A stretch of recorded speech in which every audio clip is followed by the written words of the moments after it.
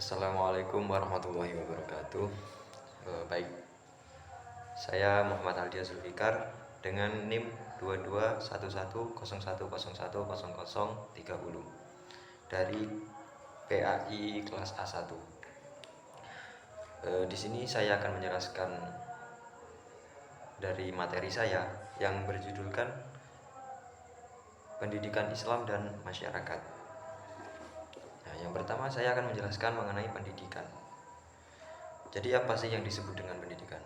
Pendidikan merupakan sebuah usaha sadar dari yang dianggap dewasa yang diklaim belum dewasa. Pendidikan merupakan sebuah proses mentransfer ilmu, pengetahuan, budaya, dan nilai-nilai ke suatu generasi terhadap generasi berikutnya untuk pembangunan. Nah, jadi pendidikan itu bisa dimaksud ya kita bisa mencari ilmu lah. Proses mentransfer dari seorang guru kepada seorang peserta didik. Kemudian pendidikan Islam. Pendidikan Islam merupakan suatu usaha bimbingan dan asuhan terhadap anak didik agar nantinya dapat mengamalkan ajaran Islam. Jadi dalam pendidikan Islam yang lebih dipentingkan adalah sebagai pembentukan kepribadian seseorang, yaitu menanamkan tabiat yang baik agar mempunyai sifat yang baik dan berkepribadian yang utama. Tujuan dari pendidikan Islam yang pertama adalah terbentuknya kepribadian yang utuh jasmani dan rohani, yang tercermin dalam pemikiran maupun akhlak terhadap sesama manusia, alam semesta, serta Allah SWT.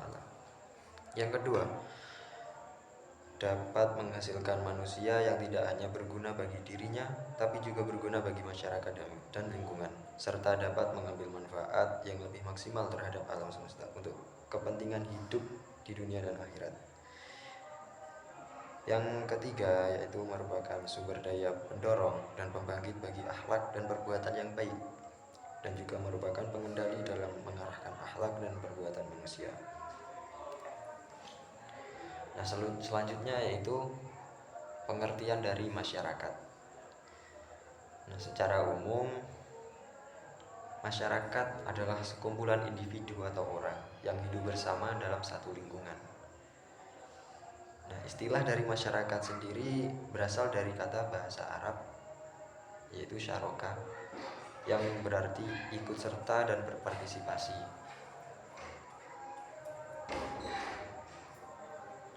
Dengan kata lain, pengertian masyarakat adalah suatu struktur yang mengalami perkembangan karena adanya pertentangan antara kelompok-kelompok yang terpecah secara ekonomi. Masyarakat merupakan manusia yang hidup bersama. Hidup bersama dapat diartikan sama dengan hidup dalam suatu tatanan pergaulan, dan keadaan ini akan tercipta apabila manusia melakukan hubungan.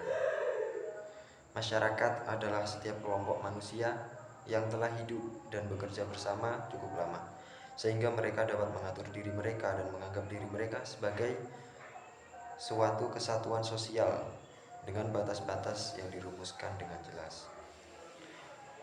Pendidikan dan masyarakat sendiri merupakan sebuah kesatuan yang tidak akan bisa dipisahkan. Islam menjadi suatu kepercayaan yang dipercaya membawa keberkahan bagi seluruh alam semesta, yang tentunya juga memperhatikan keadaan masyarakat. Selanjutnya yaitu fungsi dari pendidikan.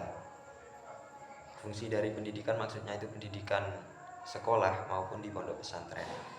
Ya, fungsi pendidikan dalam masyarakat. Secara mendasar, pendidikan bertugas untuk memberikan bekal pengetahuan, keterampilan, dan kemampuan yang diperlukan seseorang agar ia dapat menapaki perjalanan kedewasaannya secara utuh dan tersalurkannya bakat-bakat potensial yang ia miliki. Di sini terdapat 4 fungsi dari pendidikan. Fungsi yang pertama yaitu mempersiapkan seseorang untuk mendapat suatu pekerjaan. Nah, semisal ya kalau kita berpendidikan, kita bisa mudah lah untuk mencari pekerjaan. Kita bisa terbantu dari pendidikan. kita bisa meningkatkan ekonomi keluarga juga, dan tentunya itu sangat bermanfaat bagi kehidupan manusia. Fungsi yang kedua yaitu pendidikan, dalam artian sekolah mengajarkan peranan sosial. Di sini pendidikan diharapkan membentuk manusia sosial yang dapat bergaul dengan sesama manusia, sekalipun berbeda agama, suku, bangsa, pendirian, dan sebagainya. Manusia juga diharapkan mampu menyesuaikan diri dalam situasi sosial yang berbeda-beda.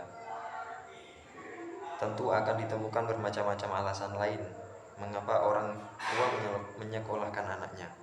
Misalkan menyekolahkan anaknya sampai ada yang meminangnya atau menyerahkan anaknya ke dalam pengawasan guru karena lebih sulit mengurusinya sendiri di rumah dan sebagainya.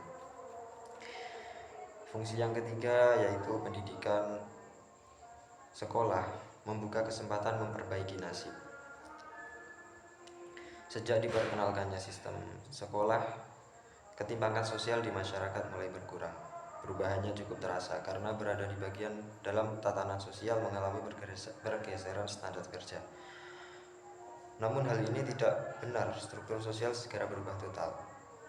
Bagi mereka yang ingin untuk mengejar karir hidup yang lebih bergengsi, mereka hanya perlu mendaftarkan ke suatu institusi sekolah, menangani prosesnya dengan serius hingga akhirnya Anda menerima sertifikat kelulusan. Di sini di negara Indonesia ini ya, lebih mementingkan ijazah daripada skill yang dia miliki. Anda memiliki skill yang hebat, yang sangat luar biasa, tapi Anda tidak memiliki sertifikat atau ijazah, itu tidak dianggap di sini. Nah, selanjutnya yaitu fungsi yang keempat. Fungsi yang keempat, pendidikan menciptakan integrasi sosial. Dalam masyarakat, terjaminnya integrasi sosial merupakan fungsi pendidikan sekolah yang cukup penting. Masyarakat Indonesia mengenal bermacam-macam suku, bangsa masing-masing dengan adat istiadatnya sendiri, bermacam-macam bahasa daerah, agama, pandangan politik, dan lain sebagainya. Dalam keadaan demikian, bahaya disintegrasi sosial sangat besar. Sebab itu, tugas pendidikan sekolah yang terpenting adalah menjamin integrasi sosial. Selanjutnya yaitu pendidikan Islam dalam pembaharuan masyarakat. Istilah pembaharuan secara etimologis berasal dari kata baru yang artinya belum pernah ada dilihat sebelumnya. Ada beberapa istilah yang sering diasosiasikan dengan pembaharuan. Dalam bahasa Arab, kata yang memiliki kesepadanan makna dengan kata pembaharuan adalah tajdid. Dalam bahasa Inggris, pembaharuan biasa disebut dengan modernization. Selain itu, ada beberapa kata yang sepadan dengan kata pembaharuan, diantaranya renewal atau pembaharuan perpanjangan, modernisasi, reconstruction atau pengembalian seperti semula, reaktualisasi, penyegaran, reorientasi atau peninjauan kembali, representasi atau penafsiran kembali, revival atau kebangkitan baru, revitalisasi atau menggiatkan kembali, dan renaissance atau kebangunan kembali. Beberapa kata tersebut meskipun bersinonim tetapi memiliki arti yang berbeda-beda.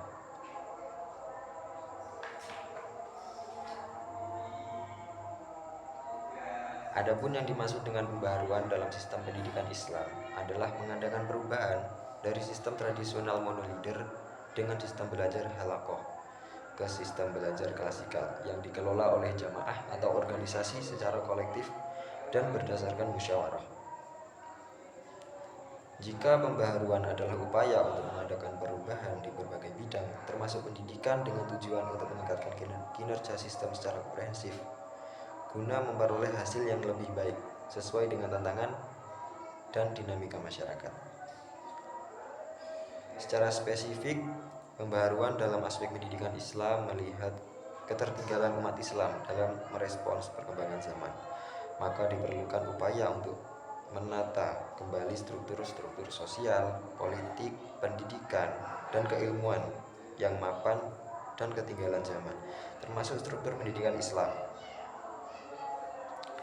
Pembaharuan pendidikan Islam merupakan reformasi, restrukturisasi, dan inovasi secara Islam yang dilakukan agar dapat menyesuaikan diri dengan dinamika masyarakat dan dapat memenuhi tuntunan dan kebutuhan masyarakat di era pasar bebas. Pembaruan dapat terjadi secara evolusioner, dapat pula secara revolusioner. Perubahan evolusioner mencakup upaya mencari cara-cara baru secara berangsur-angsur untuk menjadi efektif. Pembaruan revolusioner mencakup upaya untuk meningkatkan efektivitas. Nah, di sini ada beberapa organisasi yang berdasarkan sosial keagamaan yang banyak melakukan aktivitas kependidikan Islam. Yang pertama itu sebenarnya cuma ada 2 di sini yang disebutkan, tapi dalam artian luas itu ada banyak ya. Cuma yang menonjol ada 2. Yang pertama itu Muhammadiyah. Dalam sejarah perkembangan dan pertumbuhan agama Islam di Indonesia, Muhammadiyah sering disebut sebagai gerakan pembaharuan sosio-religius. Hal ini cukup beralasan karena Muhammadiyah sangat berperan penting dalam perubahan kehidupan sosial keagamaan di Indonesia sejak awal berdirinya. Walaupun kenyataannya Muhammadiyah tidak pernah menganggap sebagai pembaharu sosial keagamaan. Yang kedua yaitu ada Nahdlatul Ulama. Nahdlatul Ulama merupakan organisasi sosial yang sangat unik. Didirikan oleh ulama pesantren pada tanggal 16 Rajab 1344 Hijriah, bertepatan pada tanggal 31 Januari 1926 Masehi di Surabaya. Organisasi ini memiliki struktur kelembagaan mulai dari kota sampai desa. Gagasan Nahdlatul Ulama lahir adalah dalam rangka pencerahan dan pendidikan untuk menjawab tantangan sosial keagamaan di kalangan masyarakat. Sebagai lembaga masyarakat yang konkret terhadap pendidikan, Nahdlatul Ulama telah menyumbangkan wacana baru terhadap dinamika intelektual Muslim Indonesia sejak lahirnya. Perhatian terhadap pendidikan telah menjadi pilihan utama Nahdlatul Ulama. Pada awal perjuangan Nahdlatul Ulama, awal kemerdekaan pendidikan saat itu belum tertata rapi seperti yang ada sekarang ini. Pendiri dari organisasi Nahdlatul Ulama itu yaitu Kiai Haji Hashim Asy'ari yang merupakan pendiri pondok pesantren Tebu Ireng di Jombang. Ya. Selanjutnya yaitu pengaruh pendidikan Islam terhadap lingkungan sosial.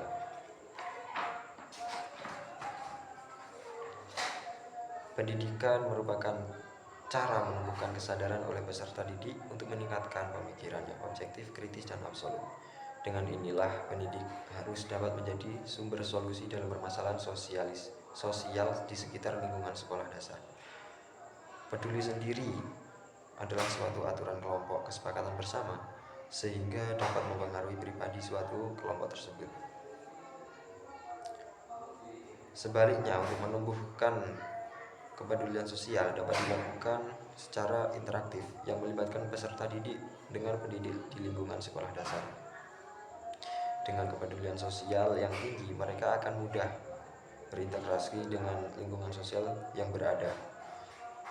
Kehidupan akan kacau, berlaku hukum rimba, kaum tertindas makin tertindas. Semua orang mengedepankan ego masing-masing dan keadilan pun akan menjadi hal-hal yang sangat mahal.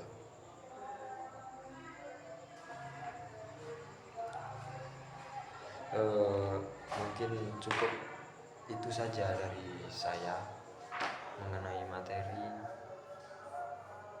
pendidikan Islam dan masyarakat di Indonesia.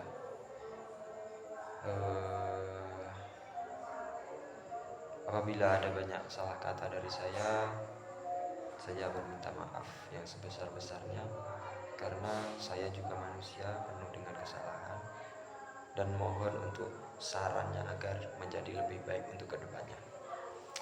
Saya Muhammad Aldia Zulfikar, kelas B ayat 1, mohon untuk mengundurkan diri dari video ini.